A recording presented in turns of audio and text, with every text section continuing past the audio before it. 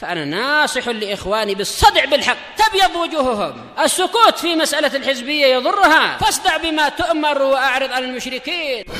سلامي على دماج ورجالها والشيخ يحيى ودار العلم يا سعد بانيها.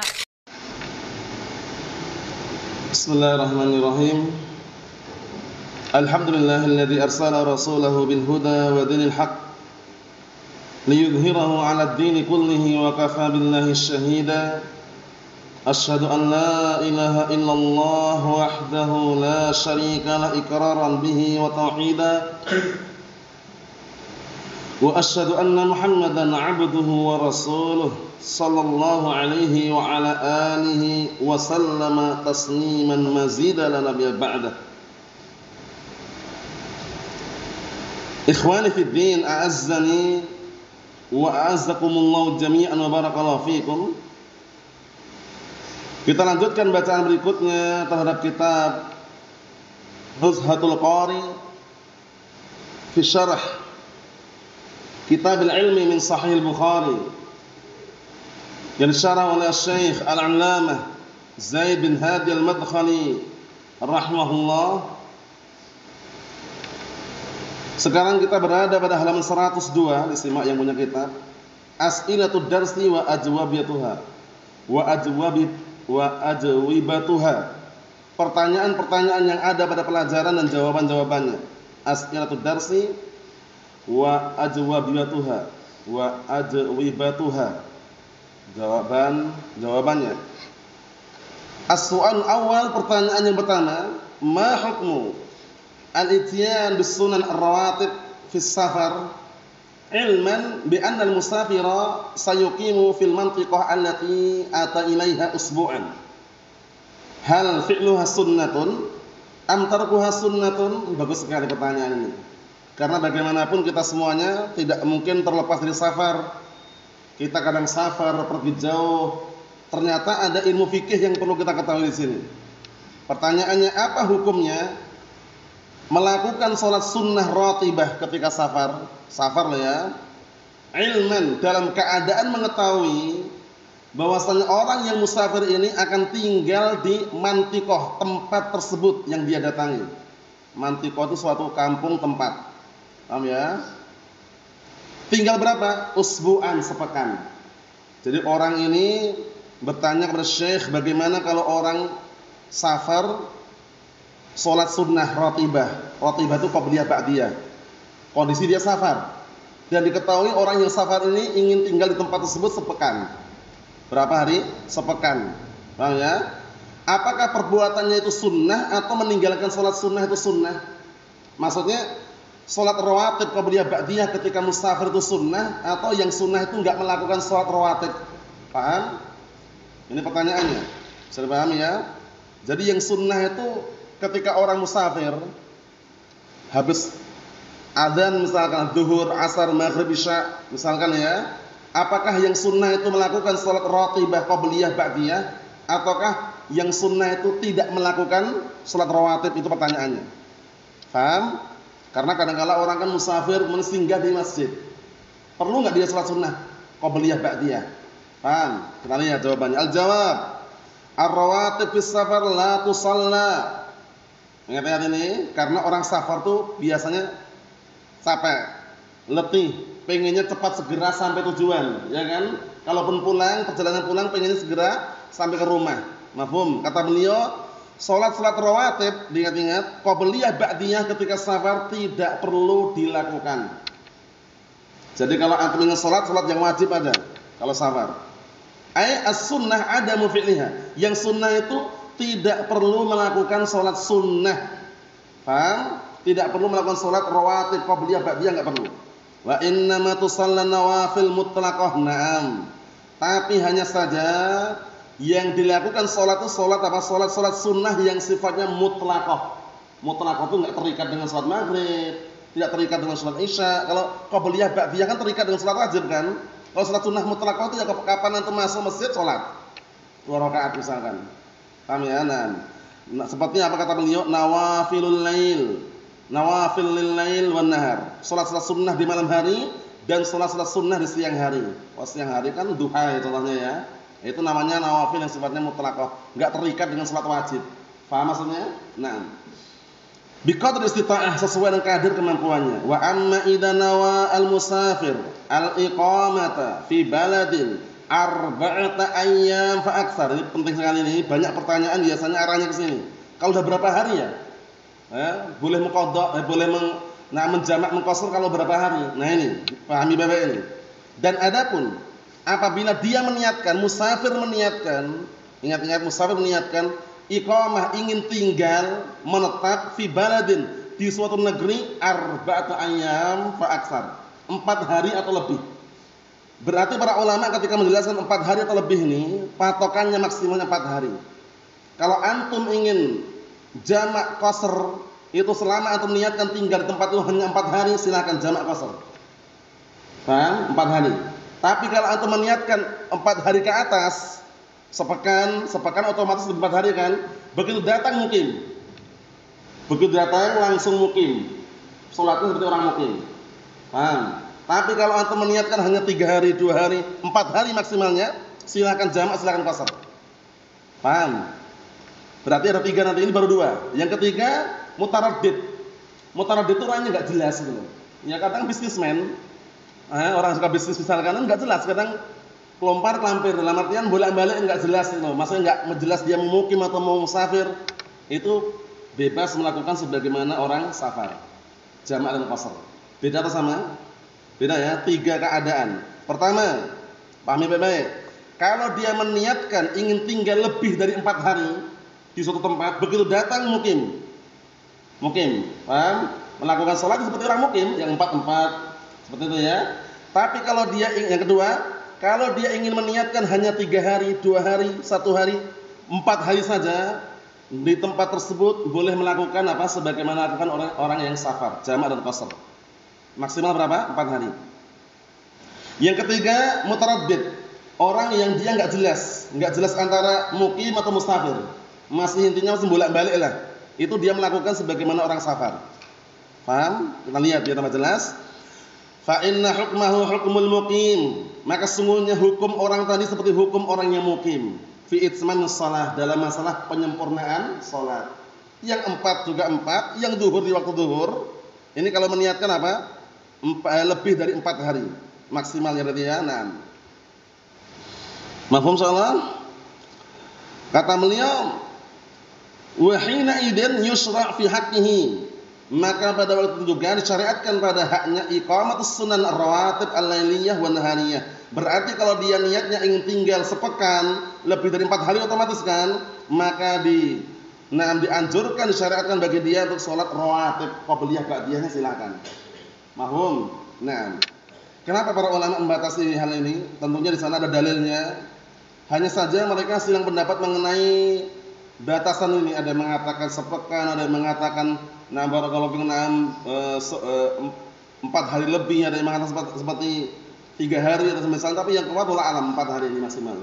Setelahnya dia niatkan lebih dari 4 hari, maka melakukan sebagaimana orang mukim. Paham ya? Nah. Wa qabliyah wa ba'diyah. Qabliyah ba'diyah wal witr. Nah, dia dianjurkan untuk melakukan hal tersebut. Hanya saja yang sudah kita lewati bersama, kalau untuk witir itu beda. Witir ini dan 2 rakaat sebelum subuh dikenal dengan apa? Sunnah muakkadah. Sunnah muakkadah itu sunnah yang sangat ditekankan. Yang Rasul SAW beliau melakukan ketika musafir dan ketika mukim. 2 rakaat sebelum subuh dan salat witir. Mahfum? Nah, barakallahu fiik. Sehingga kalau antum sedang safar ya ingat-ingat ini. 2 salat ini jangan sampai terlewatkan walaupun enggak wajib. Tapi kan sunnah muakkadah, sunnah yang ditekankan. 2 rakaat sebelum subuh dan salat witir. Mahfum salah ya? Nah. Kemudian kita lihat berikutnya, wa amma man safara ila baladin wa la yadri. Ini yang tak jelaskan tadi, enggak jelas tadi. Orangnya ini mungkin bisnismen gitu ya, orang suka bisnis kadang enggak jelas juga. Tiba-tiba hari ini di Jakarta, besok udah di Jogja misalkan. Besok Jogja udah tiba-tiba sudah sampai ke Sumatera. Kadang gitu modelnya. Hari Selasa di Sumatera, Rabu sudah sampai ke Bali misalkan.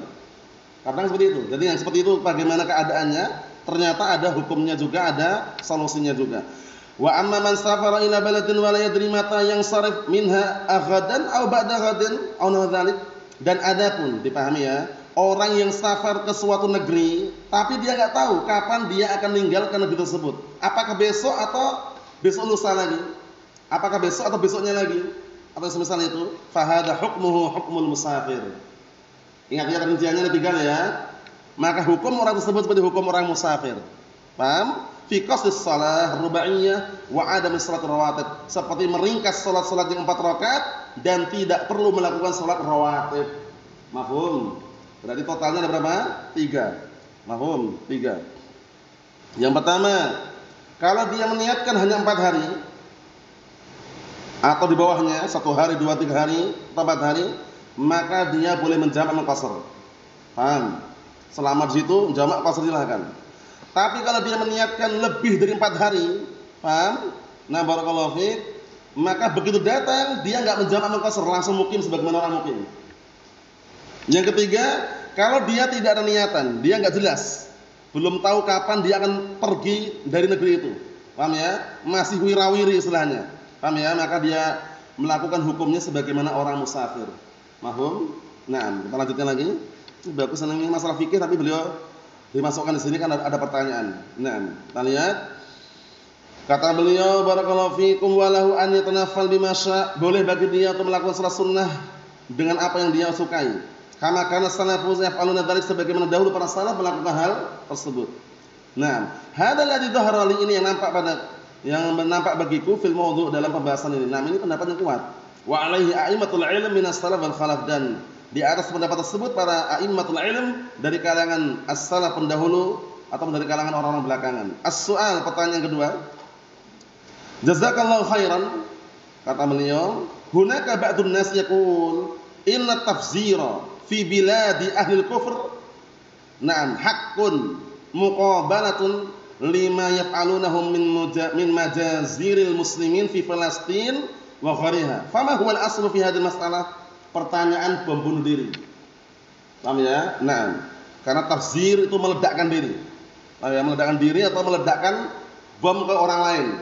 Paham ya? Nah, jadi ini kaitannya masalah bikin gaduh, bikin kisruh negara kufar. Paham belum? Kalau kita saksikan kan di Palestina banyak orang yang dibantai, pembantaian itu kan enggak terlepas dari negara kufar kan? Boleh enggak kita ini dari Indonesia langsung meluncurkan nuklir apa namanya itu? Mortir yang semisalnya ke negara kufar gitu misalkan. Biar mereka hancur ribut gitu. Nah, itu contohnya seperti itu. Nah, bagaimana rangkaman beliau kita artikan dulu. Di sana ada sebagian manusia mengatakan sesungguhnya tafsir, peledakan fi biladi ahli kufur, di negara yang penduduknya orang kufar, hakun itu benar perbuatannya. Ini masih pertanyaan ya. Muqabalah dalam rangka membalasi terhadap apa yang mereka lakukan berupa pembantaian, majazir itu adalah apa? Pembantaian. Dalam rangka membalasi perbuatan mereka berupa pembantaian al-muslimin, kaum muslimin di negara Palestina. Wa ghairiha, dan selainnya. Maka apa hukum asal dalam masalah ini? Hukumnya boleh atau tidak? Paham ya? Kita kan enggak senang negara Palestina ditindas, misalkan orang-orang muslimin dibantai. Kita senang enggak? Enggak senang kan? Nah, boleh enggak kita itu langsung ngirim semacam mortir, basoka atau tembakan pesawat atau pesawat tempur ke negara kufar itu? Paham ya? Boleh enggak? Nah, kita lihat pertanyaannya. Al-jawab, hadza yaqulu bi ra'yih. Orang ini berkata dengan logikanya. Jadi bukan dengan ilmu tapi dengan logikanya. Karena apa? Negara itu kadang-kala terjadi keributan itu enggak murni semata-mata perang agama loh. Yang kami sebutkan berkali-kali, imma sebabnya karena politik antar benua, antar negara, rebutan tanah, rebutan kekuasaan, rebutan wilayah minyak, rebutan wilayah emas misalkan, yang di situ ada potensi untuk ada banyak emas ditambang misalkan, dunia semua. Ya kan, makanya para ulama ketika menjawab mereka enggak mengatakan iya, hantam aja, dibom aja, enggak gitu. Beliau masih mengatakan itu pendapat berdasarkan logikanya. Logikanya gitu. Ini kasihan negara Palestina ditindas, kaum muslimin dibunuh, langsung aja kita bom negara Israel misalkan. Langsung aja kita bom negara Amerika misalkan. Ternyata jawaban beliau ya, jawabannya beliau bijak dan berhati-hati. Kata beliau, ini adalah pendapat yang mengatakan dengan ra'yinya, dengan akalnya, logikanya. Alladzi la yad'amuhu asaratan min ilm. Yang dia tidak menyuplai pendapat tersebut dengan apa? Sedikit pun dari ilmu. Paham ya? Nah, supply itu masuk dalam artian tidak mendukung. Ya, dia tidak mendukungnya dengan ilmu, hanya semata-mata apa? Logika. Nah, jadi modelnya kan ini orang yang bertanya ini pinginnya itu langsung dibom itu, negara Amerika dibom, atau negara yang intinya yang bantu orang kufar membantai kaum muslimin di Palestina langsung dibom, dihancurkan, pengennya orang ini. Jawaban beliau, pendapat tersebut pendapat yang dibangun di atas logika, tidak didasari oleh ilmu. Li'anna baina duwal mu'ahadat wa mawasiq, dikarenakan antara negara-negara yang ada itu ada perjanjian. Enggak sembarangan, negara-negara itu ada perjanjian sana. Negara-negara itu ada perjanjian, kadang negara satu dengan negara dua, perjanjian keamanan, kedamaian itu enggak sembarangan juga, ya kan? Kita ini kan rakyat sipil, ini pertanyaannya biasanya orang-orang yang rakyat sipil biasanya bertanya seperti ini, karena saking semangatnya ingin bela negara kaum muslimin itu ya. Nah, lihat ini. Kata beliau, dikarenakan di antara negara-negara yang ada itu kadang ada muahadat, perjanjian-perjanjian. Wa mawasiq, dan juga apa? Perjanjian yang tertulis yang ada semacam kesepakatan. Ada perjanjian-perjanjian, kesepakatan. Wa kullu daulatin ta'man janibal ukhra, dan masing-masing negara itu memberikan keamanan pada sisi yang lain. Fala yajuzu al-ghadar, maka enggak boleh melakukan pengkhianatan. Paham ya? Mungkin dia rakyat sipil pengennya segera menghancurkan negara kufar yang menindas kaum muslimin, tapi rakyat sipil yang ada di negara itu kan enggak tahu negara sedang melakukan apa. Kalau negara sedang melakukan perdamaian dengan negara kufar misalkan, atau sedang ada kesepakatan, kok dia langsung bergerak sendiri yang bikin keributan. Bisa pahami kan ini? Ini bagus sekali nasihat beliau. Walaysa hadza minal jihad al-masyru', ini bukan termasuk jihad yang disyariatkan, bal minal ijram al-mamnu', bahkan termasuk tindakan ijram, kriminalitas, kejahatan al-mamnu' yang dilarang. Paham? Nah, jadi hati-hati jangan terbakar, terbawa suasana akhirnya termakan syubhat, jihad fisabilillah katanya. Ayo jihad, perangi dengan kufar. Seperti itu. Kita lihat dulu bagaimana keadaannya. Lima yatarattab alaihi minad darar. Disebabkan karena apa? Akan menimbulkan atas perbuatan tersebut ad-darar, apa darar? Bahaya. Wa hadza i'tida'un la yasih. Ini adalah tindakan kriminal yang enggak dibenarkan. Wa in kana ala kafir, walaupun menimpa orang kafir, fa innahu la yasih abadan, maka diperbolehkan. Karena negara kadang ada apa? Semacam tadi perjanjian, kesepakatan. Sehingga rakyat sipil tidak boleh bertindak semena-mena. Faham insyaallah? Nah, kita lanjutkan lagi. La yas'abuhu dalil, yang tidak diiringi padanya dalil. Bal duwalu bainaha mawasiq wa muahadat wa ittifaqiyat. Bahkan antara negara-negara itu terjadi kadang-kala apa? Kesepakatan, perjanjian. Fala yajuzu li ahadin an yasluka sabilal fawdha. Penting ini. Maka enggak diperbolehkan seorang pun dia menempuh jalan apa? Fawdha, membuat keributan. Senjata enggak punya, dia ingin apa? Ngebom. Akan bikin bom rakitan, dibomkan malah enggak sampai ke negara luar, malah negara sendiri. Rakyat sipil. Rakyat sipil kan. Nah, walaupun taruhlah dia bikin benar-benar punya bom, tapi kan bikin kerusakan, keributan. Padahal belum tahu negaranya sedang melakukan apa. Dalam arti kesepakatan atau bagaimana, enggak tahu. Sabar. Nah, lihat. Ya, minimalnya sebagaimana kita lakukan waktu doa, ya kan, mendoakan. Nah, seperti itu. Kita lihat jangan terbawa suasana akhirnya teriak-teriak jihad padahal bukan jihad. Hatta tantashir al-fawdha. Lihat ini. Hingga tersebarnya keributan fil alam, di dunia ini. Fatanqalibul umur, akhirnya semua perkara urusan pun berbalik arah. Yang semula ekonomi lancar dari mundur. Tusbih dararan, menjadilah apa? Bahaya alal muslimin, membahayakan atas kaum muslimin. Akhirnya tuduh kesalahan per individu kadang-kadang mencoreng kebanyakan orang loh ya. Dia berjubah, berjenggot, istrinya bercadar. Tapi ternyata ini orang yang berjenggot, berjubah tadi punya pemikiran khawarijiyah. Dia suka pemikiran-pemikiran yang bom sana, bom sini, ledakan sana, ledakan sini. Suatu ketika ini orang yang mengaku salafi sunni tadi itu, ternyata dia terbawa pemikiran apa? Khawarij, yang akhirnya dia bom bunuh diri.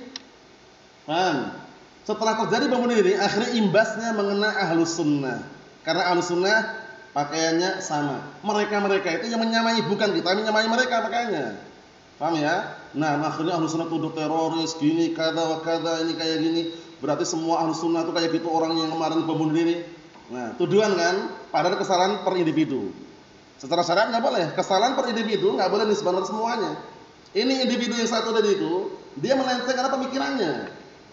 Pakaian boleh sama, tapi kan hakikat berbeda, iya kan? Nah, ini perlu kita kondisikan karena apa? Karena kadang tuduhan itu muncul karena gara-gara oknum. Satu oknum berbuat kesalahan, keributan, keonaran, semua ahlu sunnah dipukul rata. Ahlu sunnah itu nggak bagus, ahlu sunnah itu ekstrim, hulu, katanya. Ya, suka bikin keonaran, bom sana, bom sini. Padahal yang bikin keonaran itu cuma oknum-oknum tertentu gitu loh. Akhirnya mencoreng nama baik ahlu sunnah wal jamaah. Allahul musta'an. Ahlu sunnah wal jamaah mengecam keras tindakan terorisme, tindakan kriminalitas, kejahatan, melarang keras. Paham ya? La bunuh diri, wala pemberontakan, wala revolusi, wala penggulingan kekuasaan, wala demonstrasi pun kita larang juga demonstrasi. Bayangkan itu. Nah, ibaratnya menyalakan apa? Nah, sebatang rokok aja ahlu sunnah sangat hati-hati, apalagi menyalakan bom. Ya enggak? Nah, yang bisa menghancurkan banyak orang itu loh. Nah, menunjukkan bahwasannya tuduhan itu kadang terjadi karena disebabkan oknum-oknum yang tidak bertanggung jawab tadi. Nah, kita lanjutkan dikit lagi.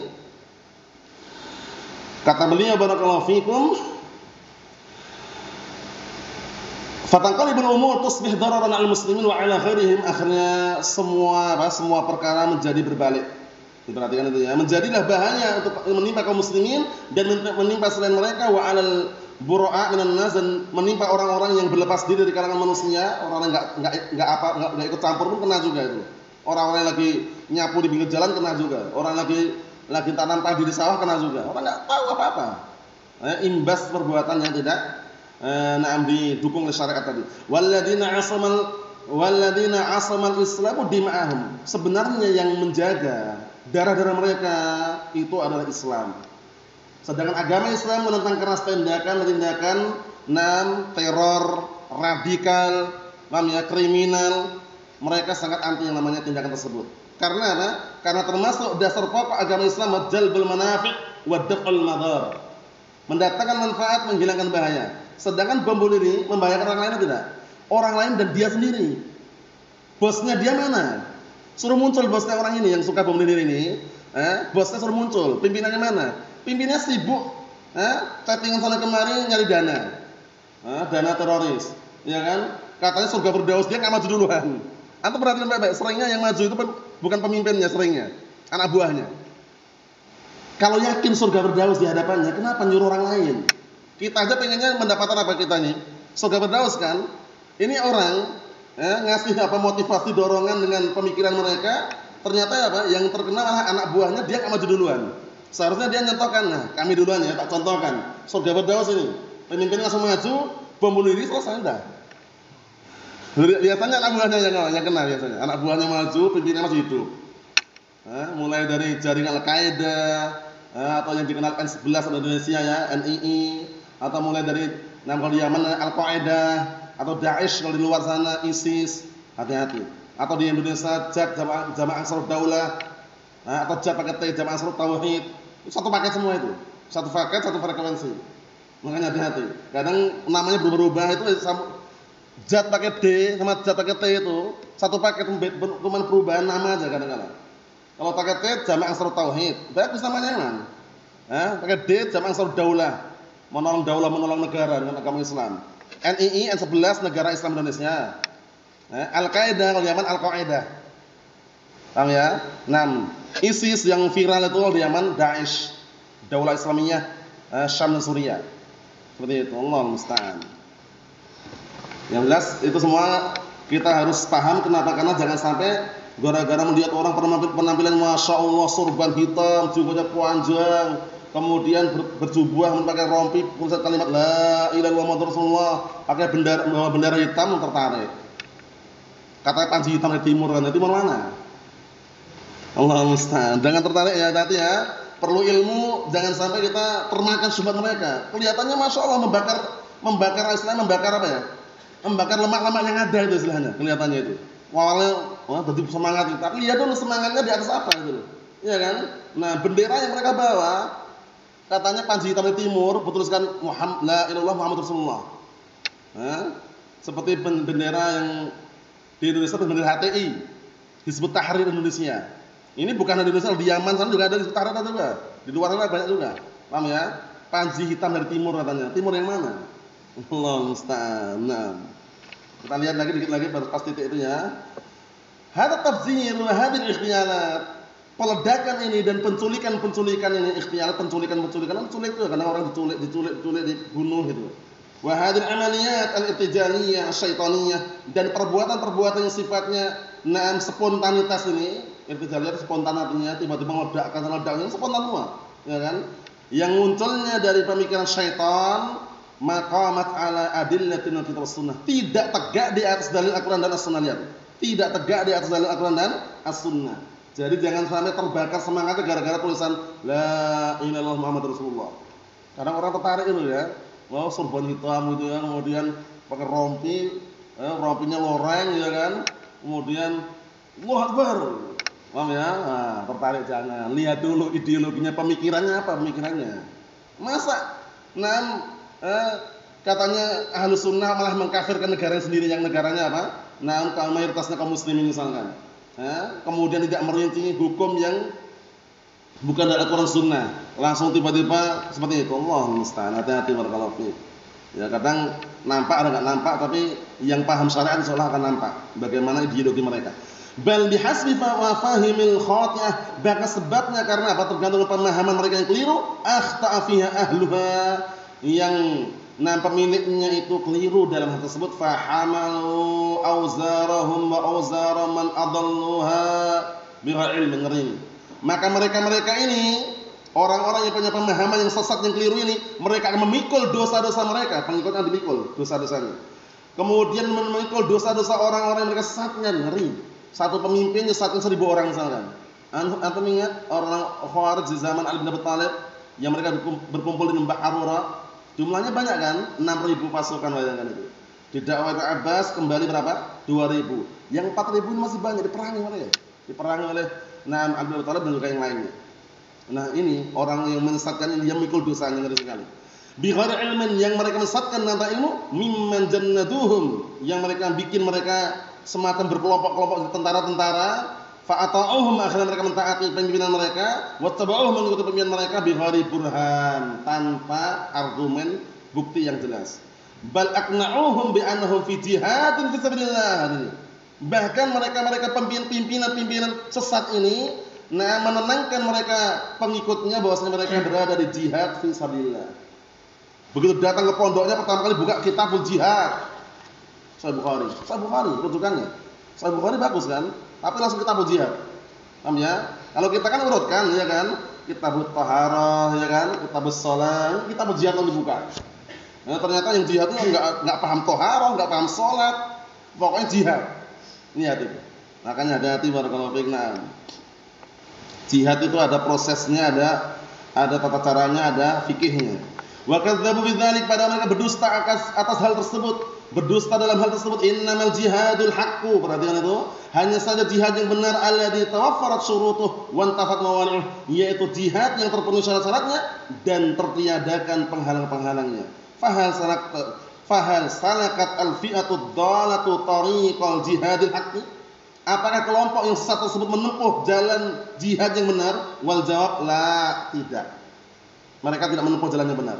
Wa hal lahum syai'un minal sultan syar'iyyah, apakah mereka punya sedikit kekuasaan yang syar'i? Tidak juga, biasanya oknum-oknum bawahan itu.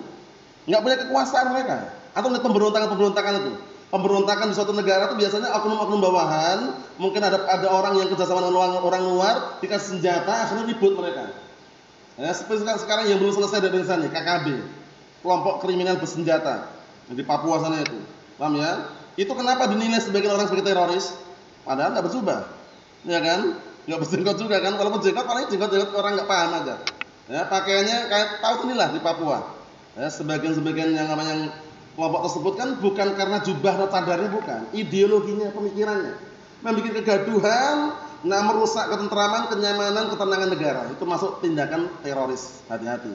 Paham ya? Nah, itu kita tidak tahu juga. Dalam artian apakah di balik sana ada permainan politik, kita nggak tahu juga. Senjatanya dari mana, pasokannya nggak tahu juga. Paham ya? Mungkin sebagian mereka tahu kadang menculik, kadang ngambil, atau mungkin ada negara luar yang apa? Ikut campur. Nah, seperti itu. Nah, Ahlus Sunnah paham. Dalam artian tidak perlu ikut campur dalam tersebut. Lihat, kata beliau ini. Apakah mereka itu punya kekuasaan yang syar'i? Wal jawab la sultalahum illa ittiba'ul hawa. Tidak ada kekuasaan yang syar'i milik mereka kecuali hanya ngikutin hawa nafsu. Hati-hati ini. Paham ya? Kadang-kadang seperti itu. Kelompok senjata itu bukan negara dia. Dia mungkin beberapa segelintir orang yang mereka punya maksud tertentu ya, supply dengan dana dari luar misalkan atau senjata dari luar, bergerak bikin keonaran dalam negeri. Allah musta'an. Wa ta'atu syaitan, dan justru itu ketaatan mereka terhadap syaitan. Fa fa'alu ma fa'alu minal fasad fi sabqid dima wa tadmir amwal baghyan wa hasada. Maka mereka melakukan apa yang mereka lakukan berupa kerusakan, menumpahkan darah, menghancurkan harta-harta dalam keadaan apa? Baghyan, kadzaliman wa hasadan, dan iri.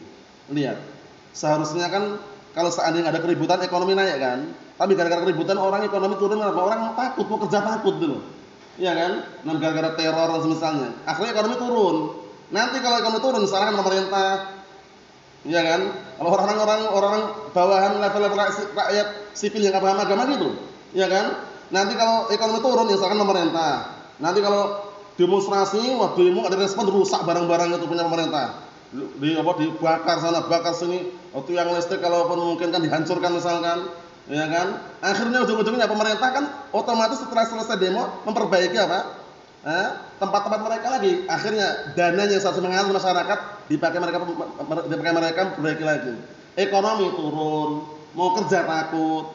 Jadi nggak berpikir sebenarnya, nggak berpikir efek samping dari demonstrasi itu apa nih, nggak berpikir dulu.